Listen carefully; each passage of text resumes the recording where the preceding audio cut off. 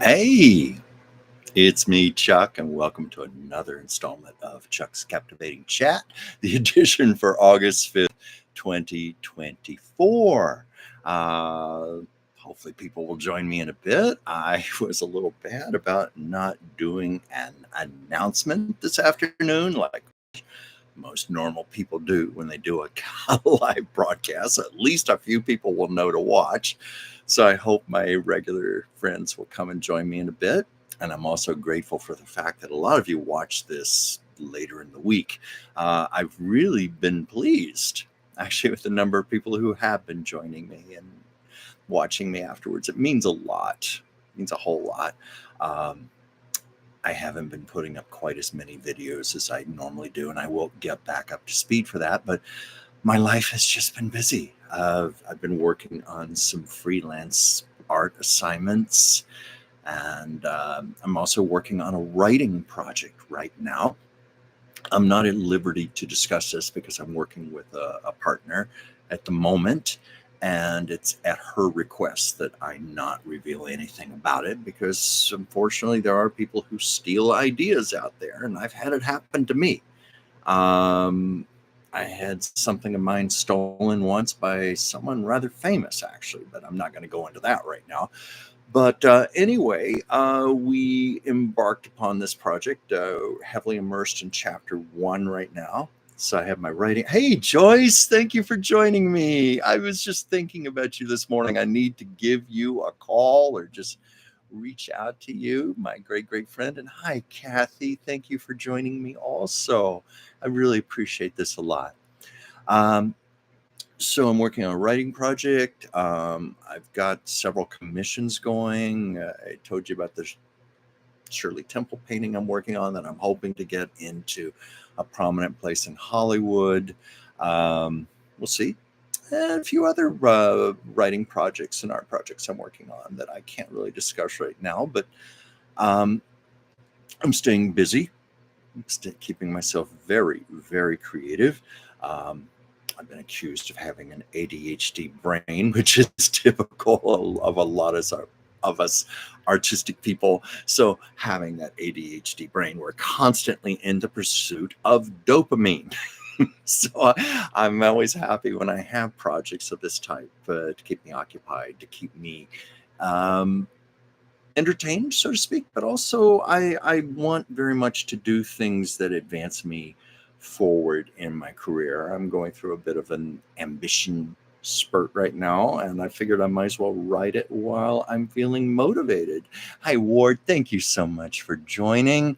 Of course, I realize as part of my ambition, I should be devoting more time to my YouTube channel, but I have been doing that. I've been doing that for the last year, actually. And I think I mentioned a week or two ago that at one point I was putting as much as 8 hours a day into this. And this is not making any money either. This is just putting things into production of videos, doing this show, hoping it will lead to other things, hoping maybe someone will want to hire me for another project or something on the basis of what they've been seeing me do. And also, this is something that I love. I love having the chance to talk about old Hollywood, talk about Lucy. And I've shared with you, I worked on a major writing project with the late Bart Andrews, author of the I Love Lucy book. Did a lot of research on Lucille Ball that frankly did not see the light of day. So I'm happy when I can put it into these videos and put it into this live stream and share it with all of you. I've been working by the seat of my pants when I do these things. I mentioned that when I used to do a live stream like this, I would fret and fuss over it for a whole day beforehand. Oh, what am I going to talk about? Is anybody going to want to even hear what I have to say? Now, hey, Pam, thank you for joining me. So now I just work on whatever I'm working on, and I'll go, ooh, 10 minutes to 5. I better start setting up my lights on my laptop and think about something I want to talk about today. It's been working. Last week, I came on here and I planned to do my usual 30 minutes, and it ended up being close to an hour. And some of that was just from, hey, I love seeing all of you coming in. A lot of it was just people making comments or asking me questions, and I would start going off on a tangent, and I started talking about things I wasn't even expecting to talk about. Last week I was talking about the farmers market here in Los Angeles, which has been around since 1934, and it's a whole collection of shops and little booths where you can get different kinds of food, and no two places have the same thing. So it's a great place to go for breakfast or lunch, and just sample different things, like have some sushi, get a sandwich, get an ice cream cone, whatever. There's a chocolate dipping booth there. And I can't say with any authority it's the same one that was there back in the 1950s, but I told the story about I Love Lucy writers Bob Carroll Jr. and Madeline Davis, unable to come up with an idea for a new episode, and they had a meeting at CBS across the street from there, over in the farmers market, and they saw the chocolate dipper, and let's just say light bulbs went off on over their heads, and they had a great idea for a premise to put Lucy Ricardo in. You might have seen the episode. So I didn't even get to tell the rest of my stories about CBS and the farmers market, because the show did end up going on almost an hour, and I thought, well, I better cut off and I can just pick this up next week.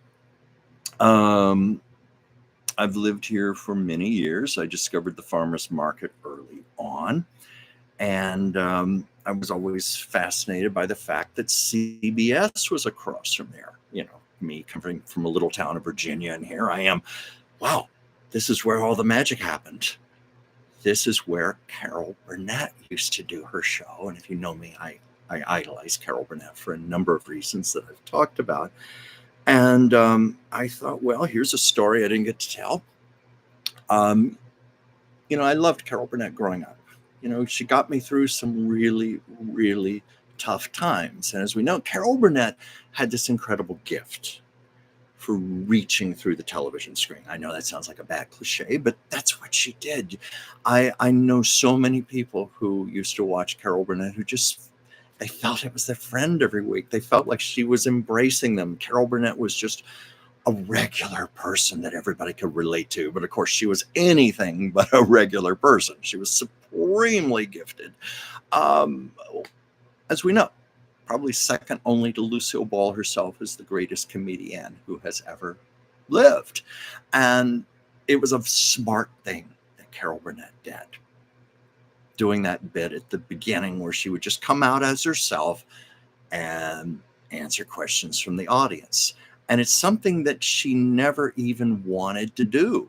You know, she wrote a book about the making of the Carol Burnett Show, and she had to practically be dragged out there to do that the first time. She was like, no, I can't go out there as myself. You know, I can tell you, having known a lot of actors, having been there myself, actors are fine when they have characters to hide behind, but when they have to be themselves, it can be terrifying. And I can't tell you how many actors I have met, you'd never guess it, but they're actually very shy. And that's the way Carol Burnett always saw herself. I'm just looking at some comments here. Yes, yeah, indeed, part of our collective family. So it was Carol Burnett's husband, Joe Hamilton, who suggested it. They were putting this variety show together for CBS, which, frankly, nobody had any faith in. You know, that's a whole other story in itself.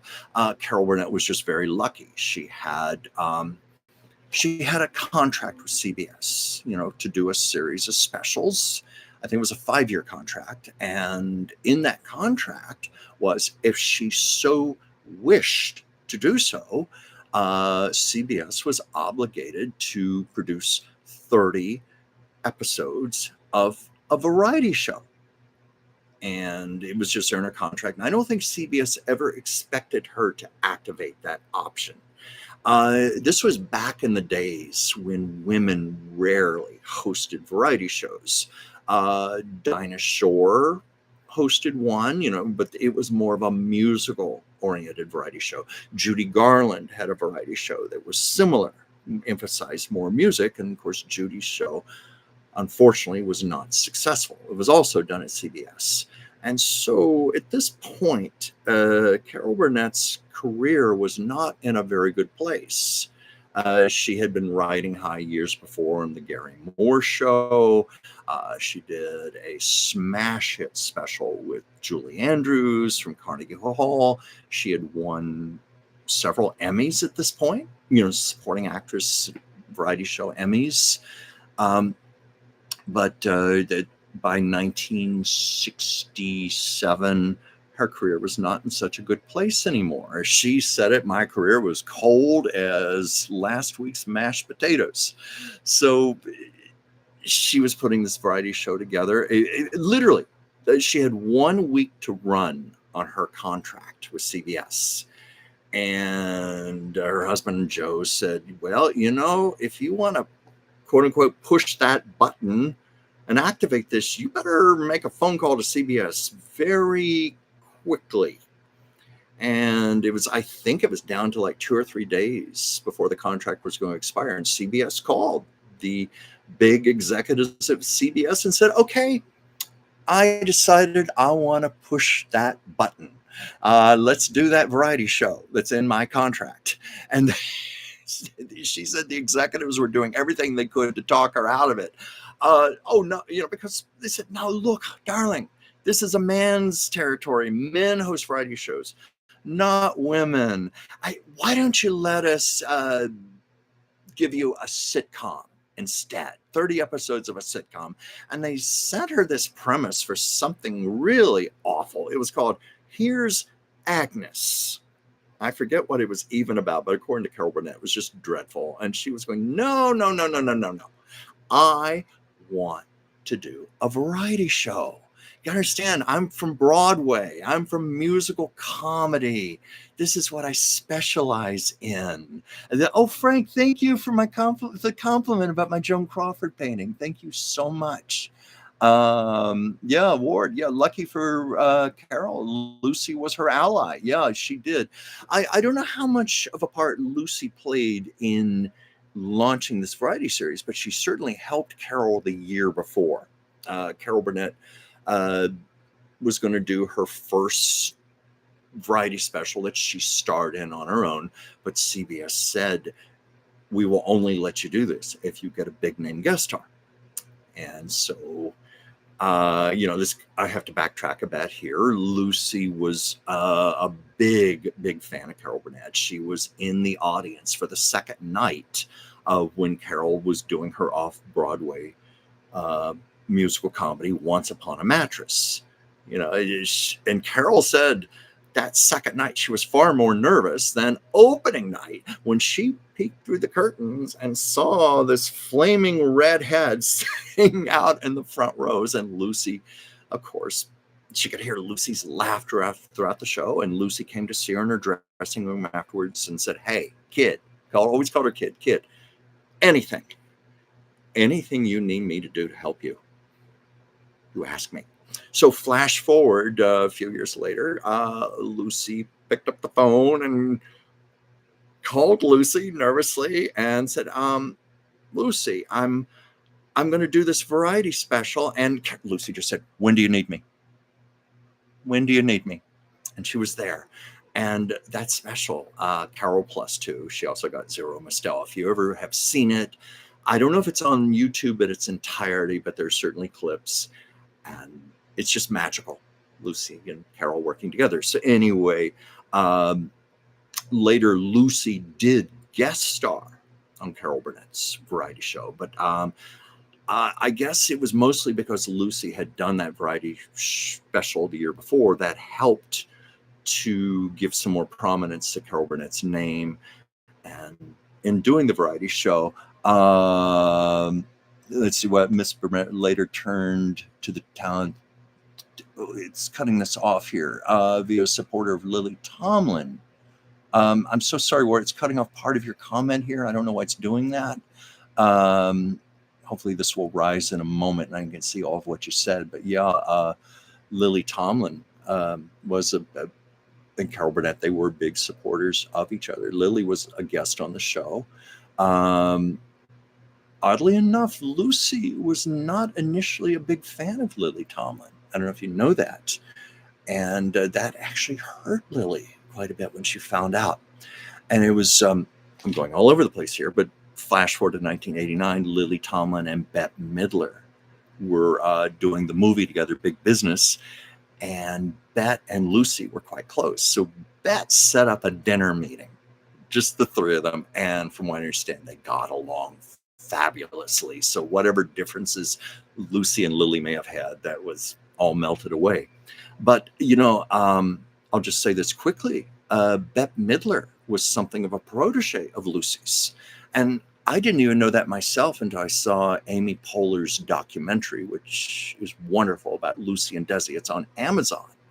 And Bette Midler said that Lucy took her under her wing and helped give her a lot of big breaks and coached her and advised her. I think that's really cool. But anyway, getting back to Carol Burnett, I've got to be careful not to get too far off the track here.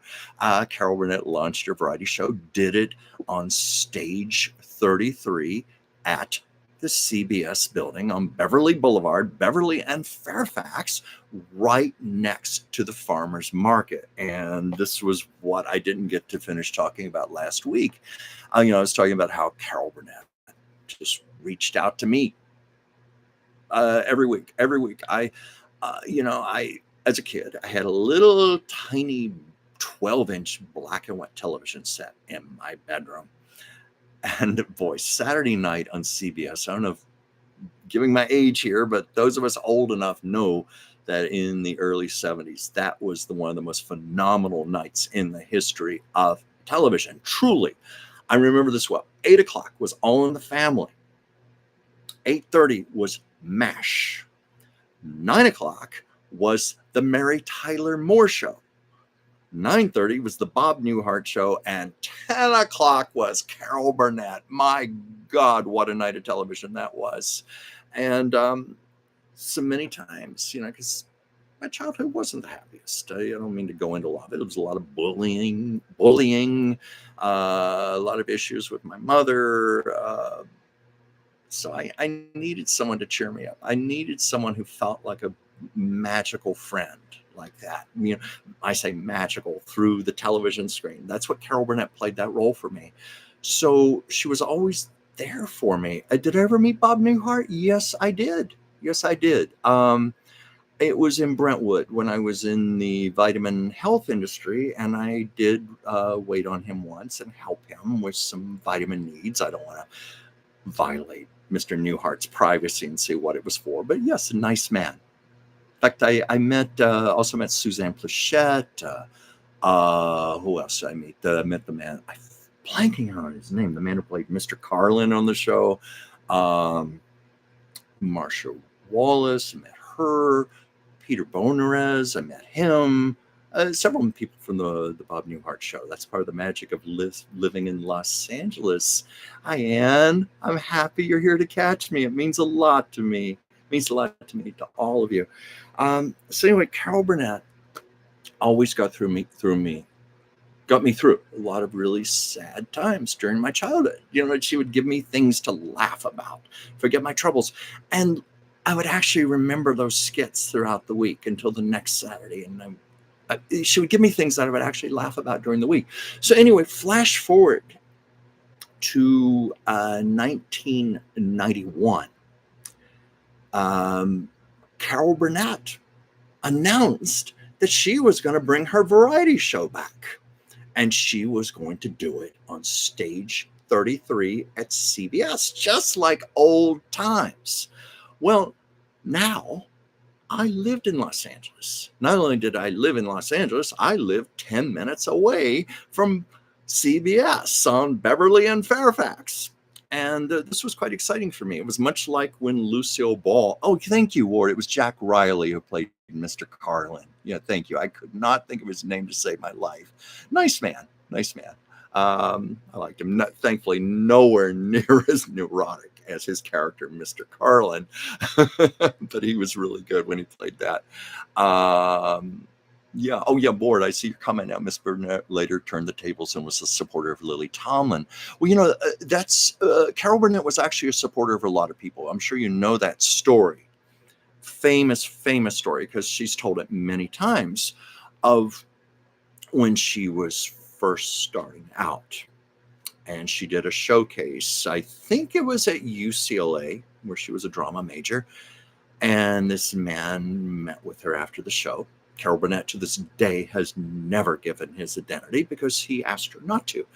But he said, "You're really wonderful, and I want to help you.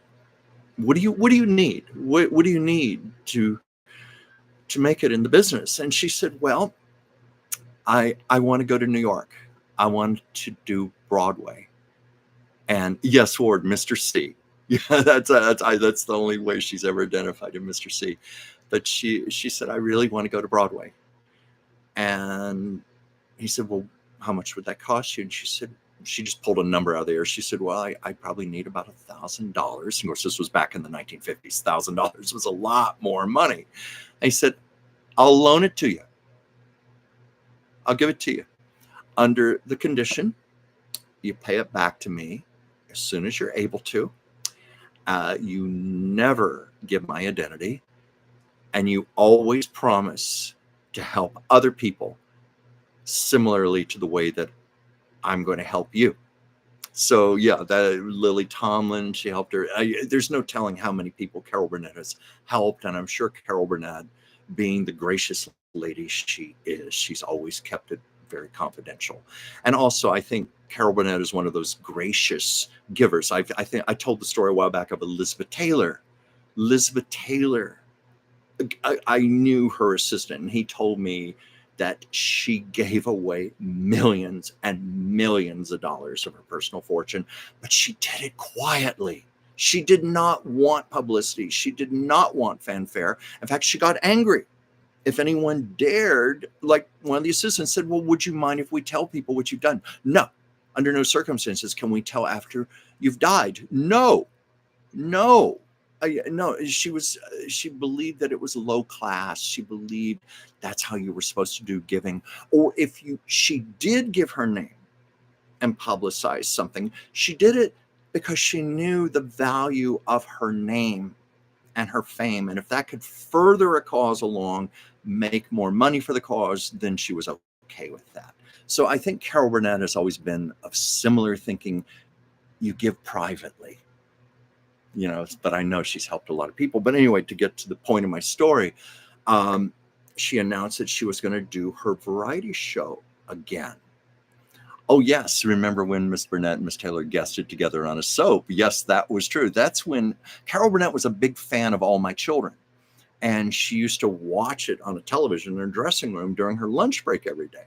And it was in latter years, she did they actually wrote a character for her into the show. I don't know how long she was on, maybe a week or so. It might have been a little longer, but there's this wonderful clip, I think it's on YouTube, where Elizabeth Taylor dressed up as the charwoman, with the cap and the mop and the buck and everything, and came on in the middle of a scene where Carol Burnett, ironically, is all decked out in beautiful couture and jewelry and groomed and looking glamorous.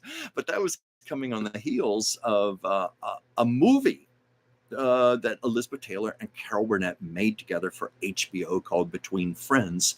I don't know if the movie is still available, but it was wonderful. Their chemistry together was just extraordinary. I'd actually love to see it again. And yes, Elizabeth Taylor was extremely loyal to Friends, very loyal. Montgomery Clift, Rock Hudson. And Kate, I should tell you something. She hated to be called Liz. She would always correct people. It's Elizabeth. But yes, I know. I'm acknowledging that most people don't know that, and they call her Liz. Elizabeth even joked about it once to Barbara Walters. Barbara Walters said, "What would you like on your tombstone?" And she said, "Well, here lies Liz." And then she goes, "Oh, no, I hate Liz." But yeah, they were very close friends, and Elizabeth was a very good soul. But anyway, Carol Burnett announced she was going to do her variety show again. Now, keep in mind, I told you as a kid, she always got me through really, really rough times, and it was through the television set. This is where it became far more personal, and it became real life. Not to go into a lot of stuff. Let's just I should say I was going through another low time in my life without going into all the personal um, details. Trust me, it was pretty bad. I was really depressed and about as low as I'd been in a long time. And I didn't realize she was about to. I knew she was going to do a variety show. I just didn't know she had already started production. And it was a friend of mine who said, "Hey, I got tickets. You want to go see the Carol Burnett Show?" And I'm like, "Yes, yes, yes, I would." I didn't know it was going to start taping. He said, "Yes, it tapes today, the very first episode." So we got in line at CBS. Yeah, if anybody who's ever gone to filmings of shows can tell you this. You usually have to get in a long line outside and wait a long time, like a couple of hours beforehand, and there's never a guarantee they're going to let you in. They usually overbook these things because they want to ensure that they have a full audience to fill all the seats. Let's see. I remember that movie, Elizabeth and Carol. Miss Taylor had a line. I like doing. Oh, why is this cutting it off here? I like doing something, man. Let's. Oh, I think I know the gist. I like to do things for a man. Like uh, Elizabeth said, I like to bring home the brie, that type of thing. But anyway, we stood outside in the line, and we got in. And it was very interesting. Going into CBS, the audience entrance, you actually had to go up this narrow staircase. I think it was the second or third floor we had to go up to. I was surprised by that. We had to go up at least to another level where the entrance was to stage 33. And I think stage 33 is also used for The Price is Right. I think they were even doing it back in the days of the Carol Burnett Show. They would do their rehearsals down the hall, and the set would be used during the day for The Price is Right, and then be redressed for the Carol Burnett Show. But anyway, it was quite a thrill to get in there and to keep you waiting longer. It's kind of like that story I told the time I saw Lucille Ball do an episode of Life with Lucy. And it's interesting because Lucy also was reviving her comedy series after being off the air for many years. And it was just incredible that I happened to live here and I could go and be in the audience. So I got to see Lucy that way. And now I was getting to see Carol Burnett.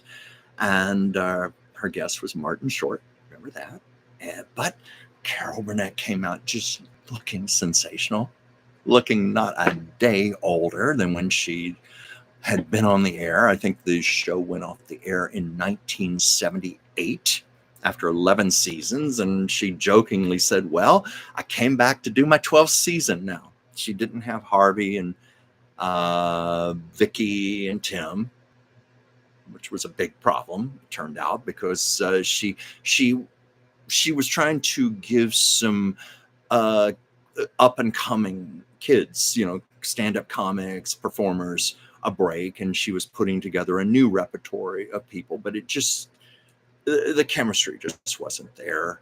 That's another story. Maybe she brought back her old regulars if they had been willing to come back. I don't know what the story is. Maybe it could have been more successful. But anyway, Carol Burnett comes out and wearing one of her Bob Mackie gowns, just like old times, and starts doing her question and answers. And I'm like, oh my God, I'm sitting here in the audience for real for this time. I'm not watching it on my little 12-inch black and white TV in my bedroom. I am here on stage 33 in the audience, and there's Carol Burnett doing Q&A with everybody. That was exciting for me. And it lifted my spirits so much. And I was too shy to ask a question. No, Ward just said, "Did you ask her a question?" No, I was too scared. I was too shy. So no, I did not ask her a question. Yes, I look back on it now and I go, dummy. What was I so afraid of? But this was more than 30 years ago. It was a different place, a different time in my life. So saw the taping of the show. They were having a lot of technical difficulties. You're working on a lot of bugs. There were some sketches that I thought were very good that did not even make it to the final cut when they broadcast the show. Not too long later. I think it went on the air like 2-3 weeks later. It was very fast. I'd asked Carol to do the Tarzan yell. Yeah, no, let me tell you, because I'm going to tell you, I was also at all the other tapings. That's another story. So there was never a week where someone did not ask Carol Burnett to do the Tarzan yell. So I didn't need to do that. I think, if I'd asked her a question, I knew that she was a big Betty Grable fan, old movies. So I think I might have stood up and said something like, would you like to come over to my place and watch old Betty Grable movies or something? Something silly like that I might have asked her. But anyway, I had just the most marvelous time. And as I said, it was a rough period for me. And the following Friday rolled around. And I thought, well, what the hell? I'm not doing anything else in my life. I went down to CBS and got in line again, waited another 2 hours, and got into another taping of the show. And then I went back the next week and the week after that. The show only lasted 6 episodes. Lucy show, they filmed 13, 8 episodes aired. They canceled it. Carol Burnett show, they filmed 6 episodes, videotaped 6 episodes, I should say, and aired those, and it was off the air. It just was a big, big flop, unfortunately. I don't think it was so much Carol Burnett's fault. The writing was awful, just awful. Her repertory cast, there just was not the chemistry and the magic. In other words, the show did not gel and come together. Maybe if it had been given more time by CBS, but no, it got pulled. But I got to attend 5 of the 6 tapings, and I just thought, this is so ironic. Carol Burnett got me through my childhood, and now here I am in my adult years going through another crisis, and here that great lady is getting me through it again, and only now it's for real. And there was one of the times, I think because I had been there so many times, it was like by the 4th or 5th time, they had ushers guiding into seats. Somebody just took me right to the front row. From one of the tapings, I got to sit in the front row, and I swear Carol Burnett recognized me, because she was like giving me a little wave, a little look, like she had been aware that I had been there and all those tapings. So that meant a lot to me. And of course, I've told other stories in subsequent years where I have met Carol and I have talked to her. And did you become another Mrs. Miller? Well, I guess I did. I guess I did become an honorary Mrs. Miller. And, that's something that I think dates us, because a lot of people younger people are going to go, who the hell is Mrs. Miller? But, she was this older woman who just basically seemed to make a career out of sitting in the audiences for shows. And it got to the point where Carol Burnett, others would call out to her, oh, there's Mrs. Miller in my audience, she was a favorite audience member, that's for sure. So I don't want to rehash all this, because I've told this story so many times, but I have met Carol Burnett in subsequent years where, like I told the story how my mother, when she died, there was no memorial service, there was no funeral, I didn't fly back home. I was in a really bad place. And Carol Burnett's Eunice character was basically my mother. She basically played my mother. I told my sister about this, who didn't kind of dismiss me. She was never a watcher of the show. And she goes, oh, yeah, right. I had her watch some skits on YouTube. She got back to me and said, oh, my God, that's Mom. That is Mom. How did Carol Burnett know our mother? Something about Carol, she just tapped into Mom. The same hairdo, the Southern accent, the attitude. So it was, it was after my mother died. I've told this story. My sister called me with the news, and I was in this very sad, primal place, and I just blurted out, I need to talk to Carol Burnett. And it wasn't Carol Burnett the star, it was Carol Burnett the person.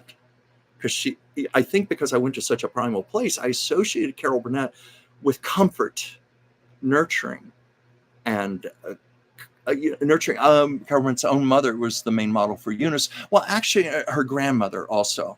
Her grandmother, she called Nanny. Eunice was kind of a combination of the two, and of course, a lot of Nanny got put into Vicki Lawrence's mama character. But yeah, Carol Burnett said something about her mother. She said her mother's name was Louise, and she gave the middle name of Louise to her daughter Carrie, who passed away from a brain tumor. But Carol Burnett was talking about her mother Louise, and she said, "Poor mama, she never had a single one of her dreams come true, not one." I thought that was so poignant, and that was, it's probably part of the poignancy of Eunice, because when they did Eunice, they did that skit, Ed, Mama, and Eunice. Carol Burnett said they never played it for laughs. They always played it as straight drama. It's just that the humor was just built into it, and the audience would react to it, but they played it straight. And there was one time Maggie Smith guest starred on the show, the great actress Maggie Smith, the Oscar-winning actress, and she was playing the school teacher for their young son, Bubba.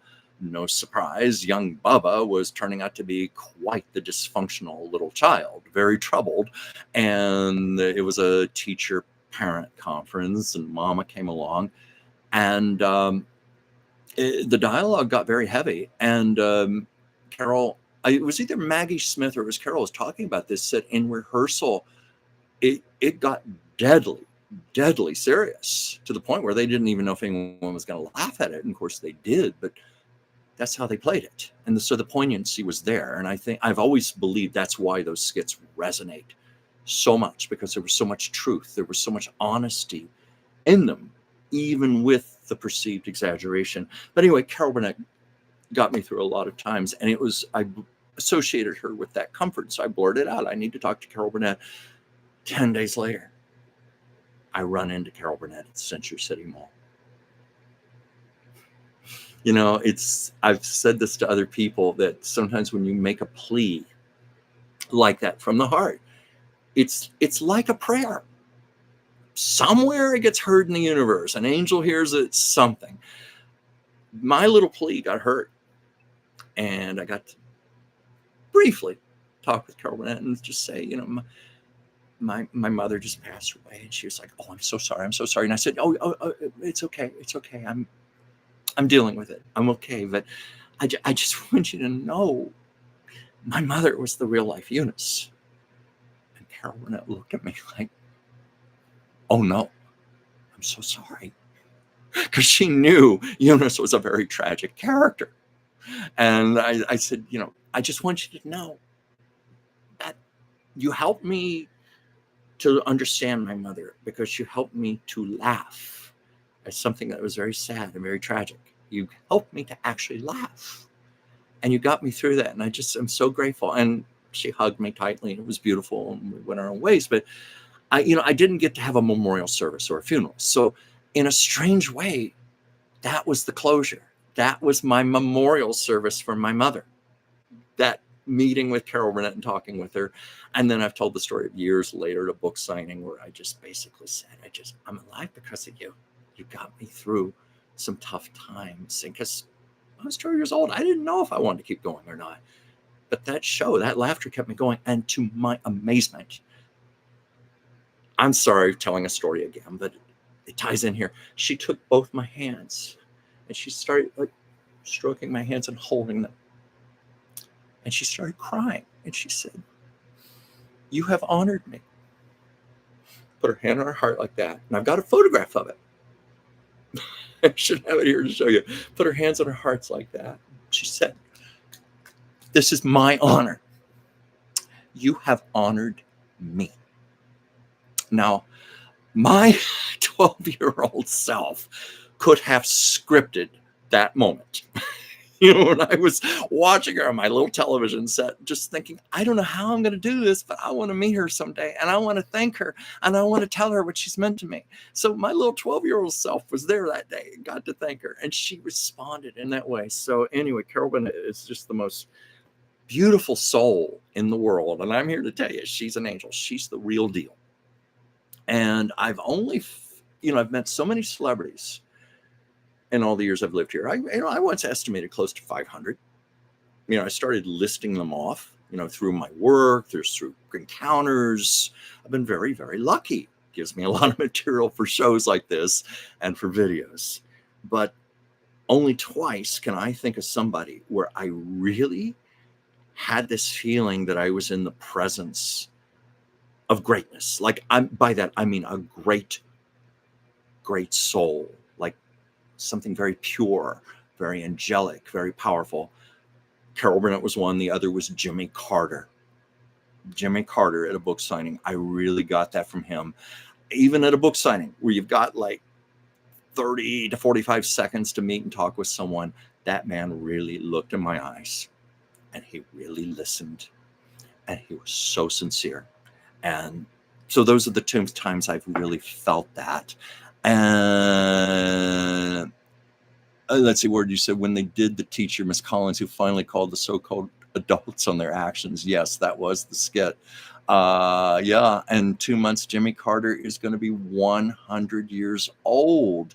You know what? He allegedly said this. I think his son said that Jimmy Carter said, I'm hanging on to vote for Kamala Harris. That's what I'm hanging on for. And my first thought was, oh God, get that man an absentee ballot. But at the same time, I hope he makes it to 100. I mean, he's a very humble man. He certainly has no need to be celebrated or anything like that. But I hope he makes it to 100 so he can just take in all the love that is going to be there for him. He's a great, great man. So anyway, those are my stories. I didn't get to tell my story about all of CBS. And I thought, yeah, I'll work in my story about how I used to go over to Carol Burnett and watch that. And I go, oh God, there's more I could tell about going over to see Craig Ferguson, my stories of the Grove with my sister. But here I am at almost the 45-minute point, and I've learned it's best to not wear out my welcome and save stories to use on future shows. But before I go, does anybody have a question for me or a comment or anything? Let's see. I'm just looking here. You have to pardon me if I don't always see the comments right away. There's an art to this that I'm still trying to master, of being able to read comments and look into the camera, and it still is feeling like I'm patting my head and rubbing my stomach at the same time while chewing gum and drinking a glass of water and whistling and doing a ventriloquism act. It's a lot of multitasking for me, and I've got to get better at this. I almost wish there was a way it could be like a teleprompter where I could have the comments go across the screen in front of me where you guys wouldn't see it, but I would see it. And that way I could look at the questions and look at you at the same time. How was Suzanne Plachette like? What was she like? Okay, let me think here. That was back in the late 80s. And yes, I was in the health industry. And let's see, oh God, I just said I didn't want to reveal people's private things, but Miss Plachette needed something for gas, for digestion. And I sold her a bottle of activated charcoal capsules, which are very good for that. So she was nice enough. But you know what? The thing about Suzanne Plachette, she had that deep, sultry voice. Well, in person, her voice was a lot deeper. I suspect she was a smoker. She had this is not to put Miss Plachette down in any way, sweet lady, but she just had a voice that was even deeper in person. And Lucille Ball was like that. I think I told the story once to my friend Jim Brochu, who saved all the answering machine conversations between him and Lucy. So it was a rare chance for me to hear Lucille Ball as she was in private. And as we know, she had a deep voice, but she these women would always kind of doll their voices up, try to speak a little higher so they wouldn't sound so deep, so guttural. Lucy's voice, you would have sworn she was a man. Her voice was so deep in private. Suzanne Plachette's voice was like that. So that's what stands out for me. But nice lady, very beautiful, classy. She was dressed quite lovely. Let's see. Any other comments before I go? Yes, Kate, President Carter is an angel. Yes, I wholeheartedly agree. And I hope he makes it to 100. I want to be one of those people cheering him on. So if nobody has any other comments for me, any questions, I'm going to go ahead and sign out for now. I just thank you for all your support. I'm going to try to get some more original videos produced. I've been running a lot of older pieces, mostly out of necessity, because my life just has been so busy, and I haven't been able to devote myself as much to the YouTube channel as I should be. And I've got to get back up to speed on that. I will. So thank you for hanging around with me. Thank you for coming to this Monday show. Just send you my love. And please like and subscribe my channel, Chuck's Captivating Chronicles. So see you next week. Bye.